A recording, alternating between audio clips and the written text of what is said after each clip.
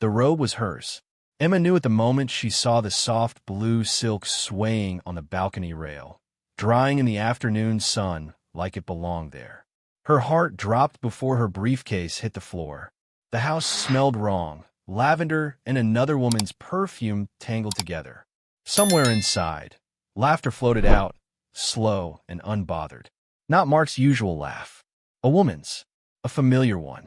Before we dive into how everything led to this moment, family, if you love gripping African tales of betrayal, revenge, and quiet wins, don't forget to like, subscribe, and drop a comment telling us what part of the world you're watching from.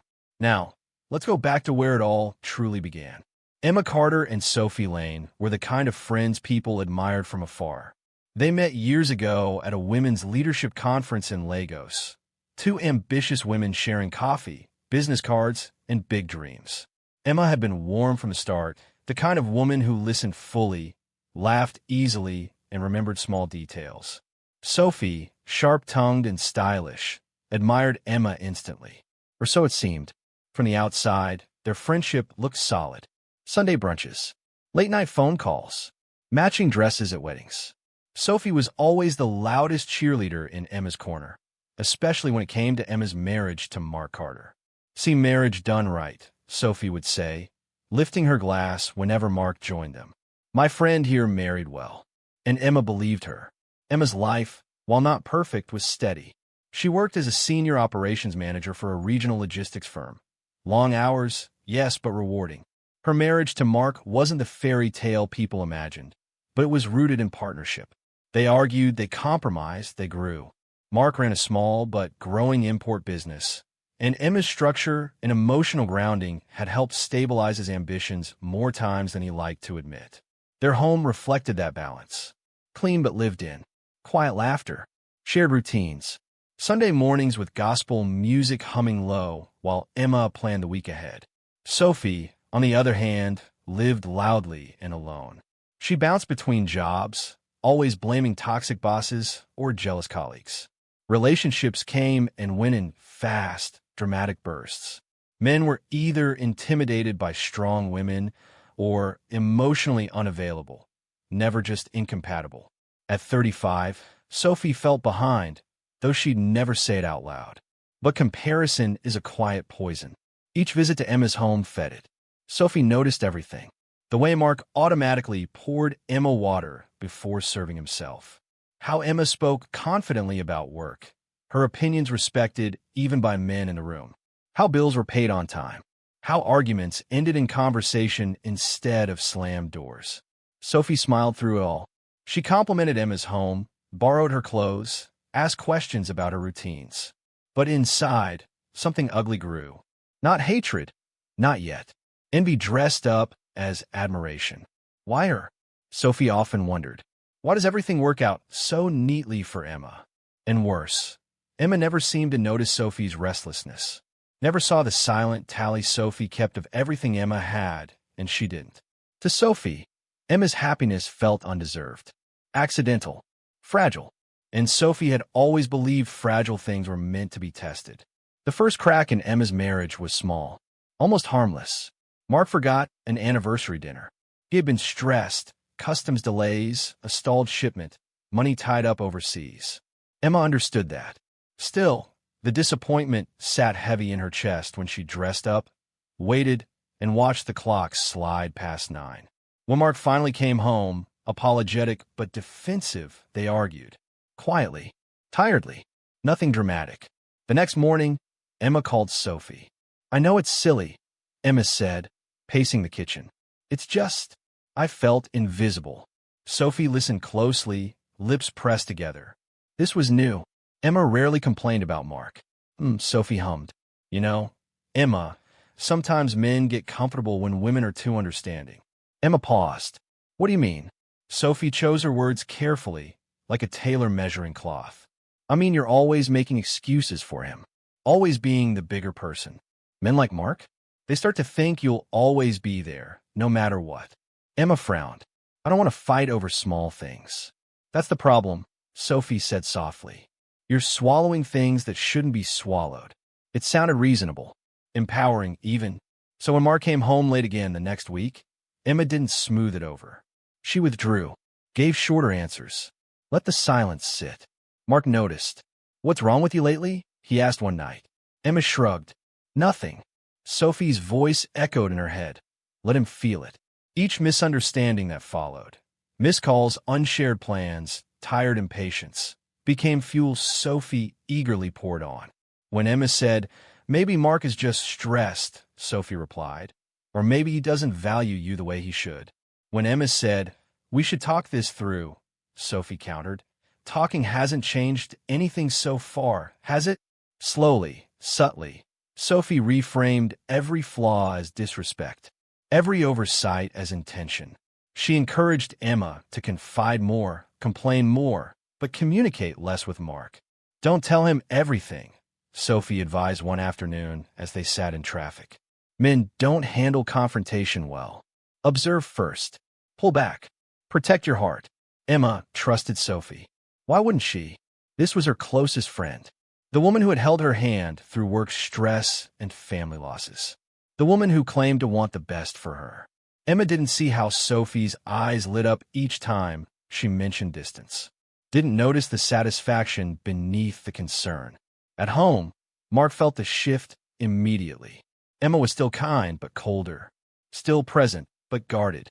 The warmth he took for granted was fading, replaced by quiet scrutiny. "Is Sophie putting ideas in your head?"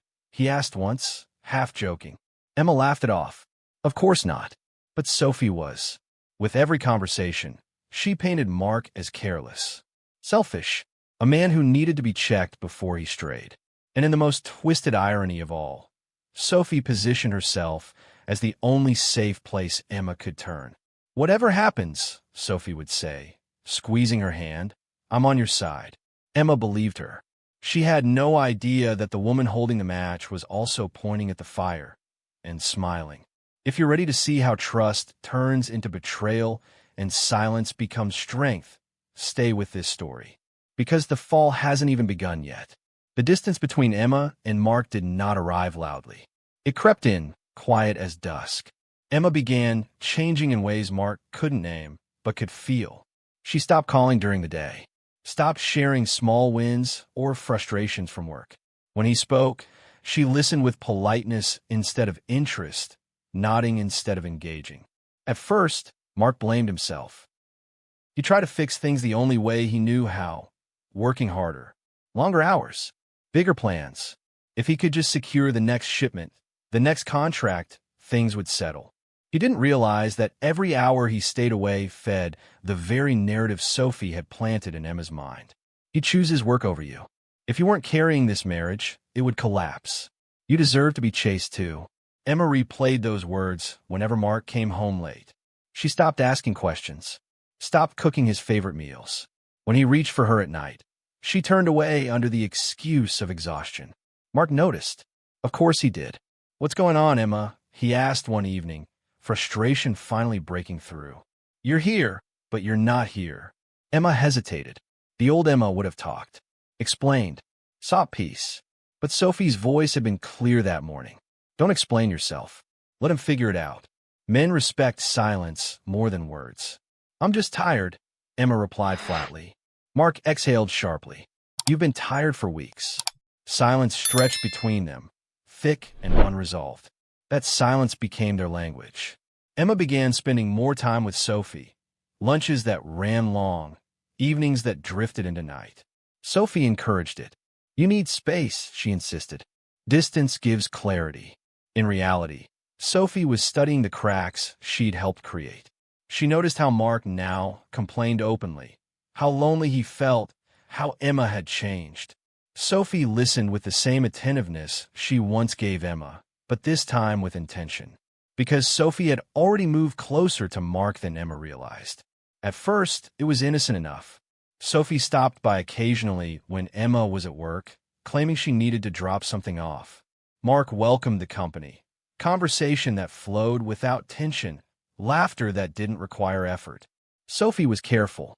She never criticized Emma directly. Instead, she positioned herself as understanding. "Marriage can be hard," she'd say gently. "Emma puts a lot of pressure on herself. On you too. Mark nodded. I don't even recognize her lately. Sophie sighed, placing a comforting hand on his arm. She's lucky to have you. Those words lingered. Emma, meanwhile, mistook her growing coldness for strength. She thought she was protecting herself, setting boundaries. Sophie praised her every step. You're glowing, Sophie said one afternoon, eyeing Emma approvingly. This new distance suits you. Emma smiled weakly. I just want peace. You'll get it, Sophie replied, one way or another. And so Emma pulled further away, unaware that each step back gave Sophie room to step forward. Sophie's visits to Mark became routine. She timed them carefully, late mornings when Emma had early meetings, afternoons when Emma traveled for work. She dressed casually at first, approachable, familiar, safe. They talked about business struggles, about loneliness, about feeling unseen. Sophie became the listener Emma no longer was. She laughed at Mark's jokes, complimented his ideas, made him feel competent in a way he hadn't felt in months. This is good, Mark said once, surprised at himself. Talking like this. Sophie smiled softly. Sometimes people outside the marriage see things more clearly. That was the first line crossed. The next was subtler. A longer look, a hand lingering too long, a shared silence that felt charged rather than awkward. Sophie justified everything to herself easily. I'm not stealing anything, she thought. She pushed him away. I'm just here. And Mark? Mark stopped resisting the comfort. One afternoon, rain trapped Sophie in the house longer than planned. The air was quiet, heavy with unspoken things. I miss how things used to be, Mark admitted, staring out the window. Sophie stood beside him. Close. You don't deserve to feel alone in your own home. He turned. Their faces were inches apart. That kiss wasn't planned, but it wasn't an accident either. After that, boundaries disappeared fast. What began as emotional closeness slipped into physical intimacy with terrifying ease. Sophie learned Mark's rhythms, his weaknesses, the exact words to make him feel wanted again.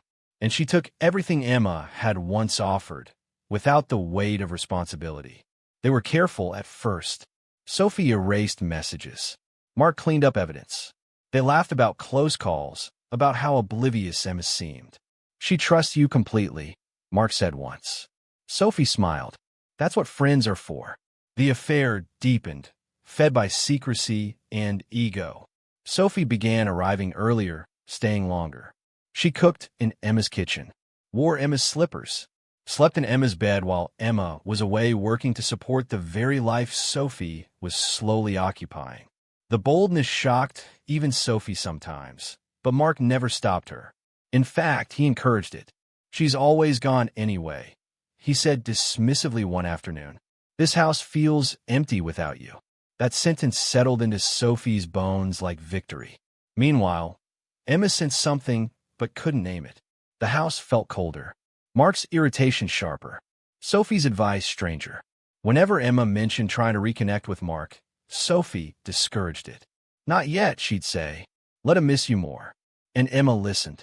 Because betrayal doesn't always feel like an attack. Sometimes it feels like guidance from someone you trust. And while Emma worked, planned, hoped, her home was quietly being rewritten without her. Emma wasn't supposed to be home until Friday night. That was the plan Mark knew. That was the plan Sophie relied on. But plans, like trust, have a way of breaking without warning. Emma's meeting in Accra ended earlier than expected.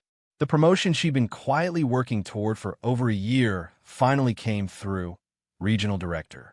Bigger salary. More influence. Security. She sat in the airport lounge, staring at the email, rereading it like it might vanish if she blinked too hard. Her first instinct wasn't to call Sophie. It was Mark. She smiled to herself, imagining his face when she walked in unannounced. Maybe this was the fresh start they needed. Good news had a way of softening hardened edges.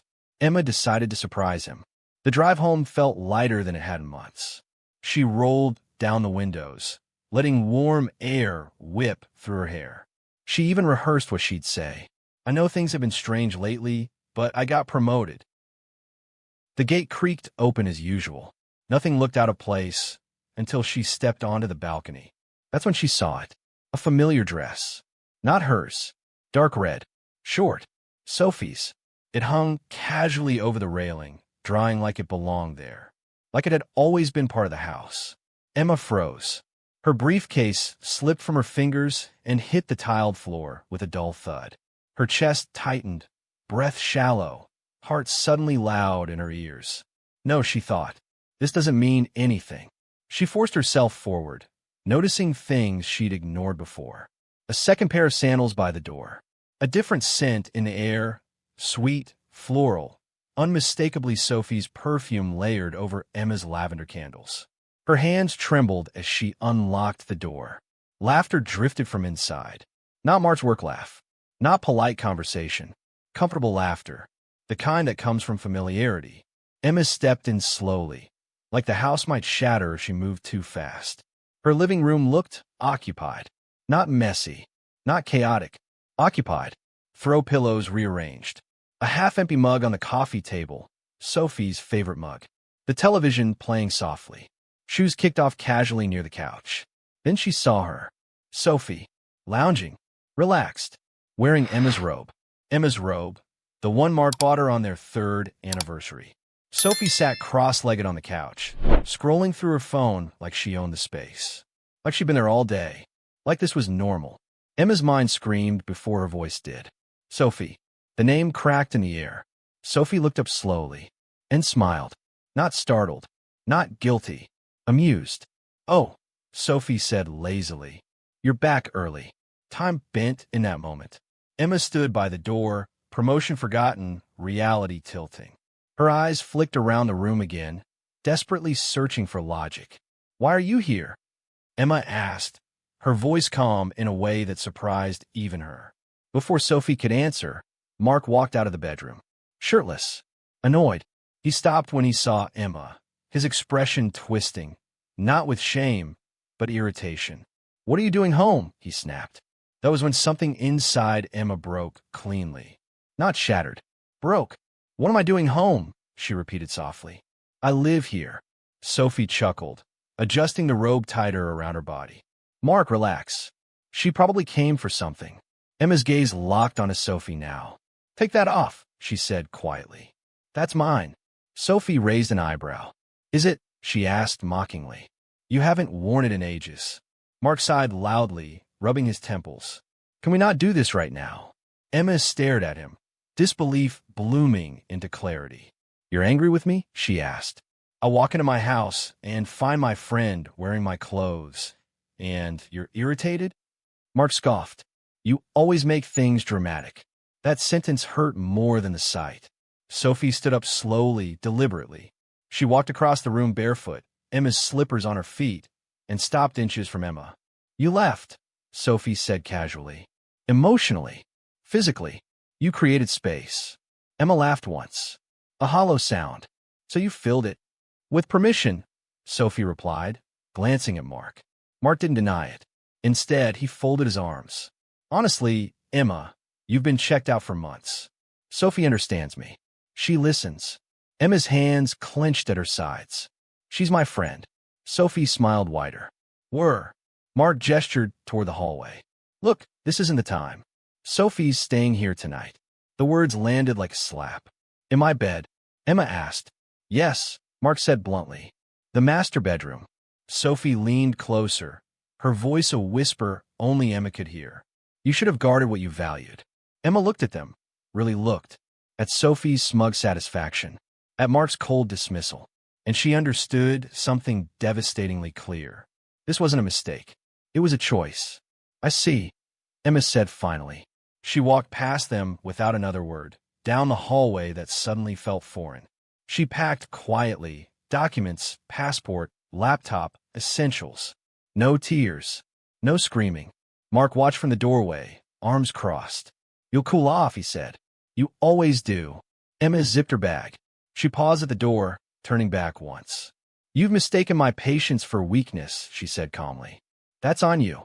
Sophie rolled her eyes. Don't be dramatic. Emma didn't respond. She walked out, and for the first time since stepping into that house, she felt steady. Not because she hadn't lost, but because she finally understood what she was leaving behind. Emma's footsteps faded down the stairwell, but the tension she left behind stayed thick in the air. Sophie was the first to move. She turned back into the living room with a slow, deliberate confidence, the kind that comes when someone believes they've won. She sank into the couch again, crossing her legs, tugging Emma's robe tighter around her waist like a crown she'd just claimed. "Well," she said lightly, "that went better than I expected." Mark didn't reply immediately. He walked to the kitchen, poured himself a glass of water, and drank deeply. When he returned, his expression had hardened into something Sophie recognized. Resolve mixed with resentment. "She always does that," he muttered. "Acts calm like she's above everything. It's manipulative." Sophie smiled, satisfied. "You did the right thing." Mark nodded, more to convince himself than her. From the stairwell, Emma paused briefly. She hadn't meant to listen, but voices carry when walls are thin. "Honestly," Sophie continued, loud enough now, "she's been unbearable for months. Always distant. Always judging. You deserve peace, Mark." Emma closed her eyes. Not because the words hurt, but because they clarified. Inside the apartment, Sophie stood and walked toward the bedroom. She opened the door wide, deliberately. "Well," she called over her shoulder. "Aren't you coming?" Mark hesitated for a second. Then he followed. That hesitation, that single breath of uncertainty, was the last flicker of the man Emma once believed loved her. By the time Emma reached the parking lot, the decision had already been sealed upstairs. Later that evening, Emma returned, not to reconcile, not to plead, but to retrieve the rest of her things. She moved quietly, methodically, like a guest in her own life. But Sophie made sure she was seen. She emerged from the bedroom, wearing one of Emma's dresses now. Casual, comfortable, intentional. The message was unmistakable. "You're back?" Sophie asked, mock surprise coloring her voice. "Oh, I thought you left." "I did," Emma replied evenly. "I just came for my documents." Mark leaned against the wall, arms folded, watching like a judge waiting to pass sentence. Sophie tilted her head. "You know, it might be healthier if you took some space. This back and forth can't be good for anyone." Emma looked at her, truly looked, and felt nothing. "No worries," Emma said. "I won't be back after this." Mark scoffed. "Don't say things you don't mean." Emma ignored him. She walked into the bedroom and stopped. The room had been rearranged. Her photos were gone, her books stacked in a corner, her side of the wardrobe emptied. Sophie had wasted no time. Emma exhaled slowly. "So you've already moved in," she said. Sophie smiled without shame. "Mark asked me to." That was the moment Mark chose his side fully. "It's better this way," he said. "You and I haven't worked for a while, Emma." Sophie fits. Fits. Like Emma had been an inconvenience. A placeholder. Emma nodded once. "I see." She packed the last of her essentials: birth certificate, marriage certificate, academic records, flash drives, jewelry inherited from her mother. She moved calmly, refusing to give them the satisfaction of emotion. When she zipped her bag, Mark spoke again. "You can leave the keys." Emma removed them from her bag and placed them on the dresser. Sophie stepped forward, her voice syrupy and cruel. "I'll take the master bedroom now. You won't mind, will you?" Emma met her gaze. "No," she said quietly. "You can have it." Sophie smirked. "I knew you'd understand." Mark opened the door. "Not for discussion. For exit." "You should go," he said flatly. "This is awkward." Emma walked past him. At the door, she stopped, not to beg, not to curse, but to say one final thing. "You didn't just betray me," she said calmly.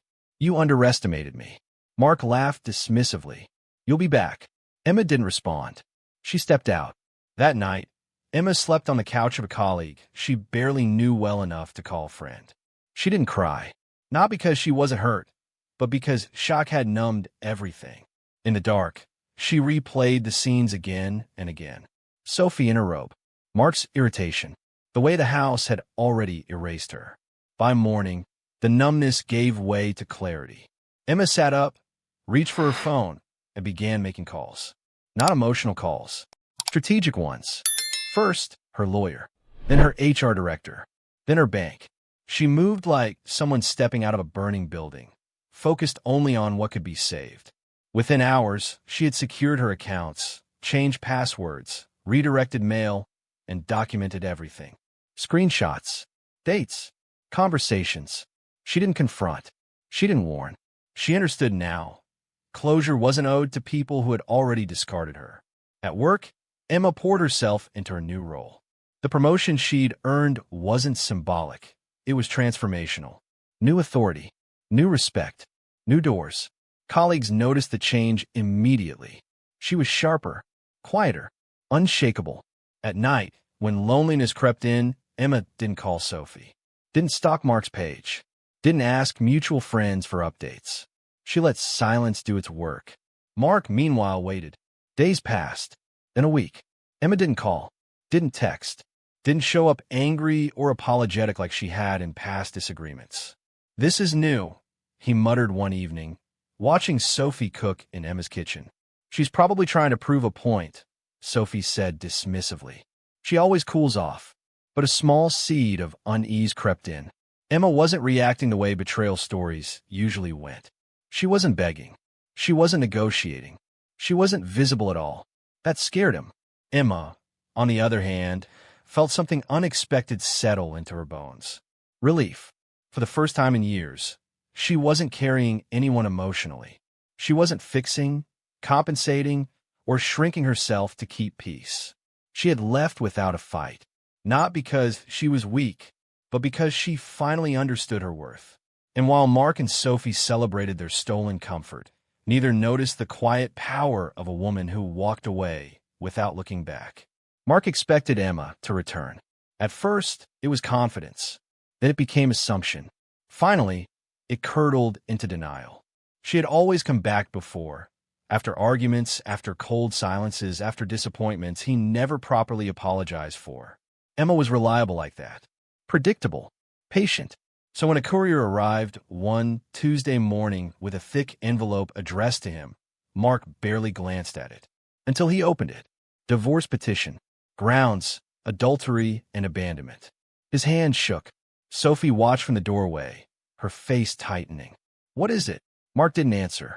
He reread the pages, disbelief hardening into panic. Emma hadn't threatened, hadn't warned, hadn't negotiated. She had acted. "She can't be serious," Sophie scoffed, but her voice lacked conviction. "She'll calm down." But Emma didn't. She stopped contributing to joint accounts, stopped covering Mark's business shortfalls, stopped smoothing things over with creditors and family.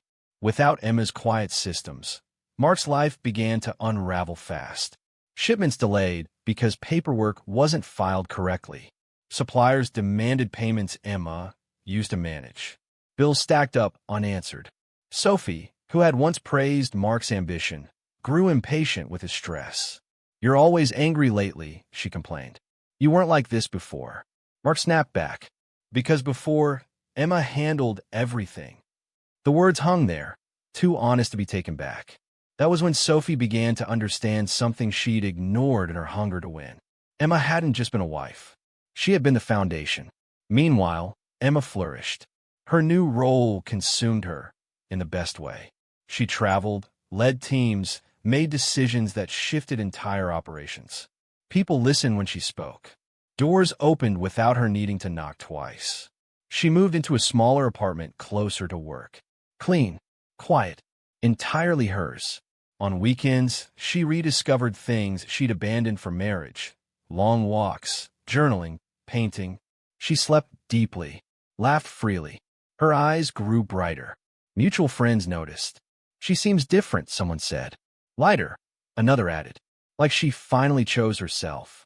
Mark saw it too, through distant glimpses and secondhand stories. Emma wasn't posting heartbreak quotes, wasn't shading anyone online, wasn't crumbling. She was thriving, and the absence of her pain made his guilt unbearable. Sophie, on the other hand, found the victory hollow. Living in Emma's space began to feel like trespassing. Mark's frustration turned inward, then outward. Arguments replaced excitement. Romance gave way to resentment. "You changed," Sophie accused one night. "No," Mark replied bitterly. "You just never saw the whole picture." Months later, fate staged a quiet confrontation. Mark spotted Emma at a professional networking event. Elegant, confident, laughing with colleagues who clearly respected her. She wore success easily, like it had always belonged to her. For a moment, he simply watched. Then she turned and saw him. Their eyes met. Emma didn't flinch. She didn't smile either. Just a polite nod. Indifference in its purest form. That hurt more than anger ever could. Later, Mark gathered the courage to approach. "Emma," he said softly. She turned fully this time. "Mark, how are you?" "Very well," she replied honestly. There was no bitterness in her tone. No longing. Just truth. "I didn't think you'd move on so fast," he said, regrets spilling through the cracks. Emma tilted her head slightly. "I didn't move on fast. I let go completely." Silence settled between them. "I lost everything," Mark admitted. "You were right." Emma studied him, not with triumph, but with clarity. "No," she said gently. "You lost me. Everything else came after." Across the room, Sophie watched. And for the first time, she understood the real cost of envy. Emma didn't leave empty-handed. She left with self-respect, peace, and a future untouched by betrayal. Mark and Sophie, bound by a choice built on destruction, were left facing consequences neither had planned for. As Emma walked away that night, head high, steps steady, she knew something Mark was only beginning to understand. She hadn't lost a marriage. She had escaped a prison. And in choosing herself, Emma Carter didn't just survive the betrayal. She won.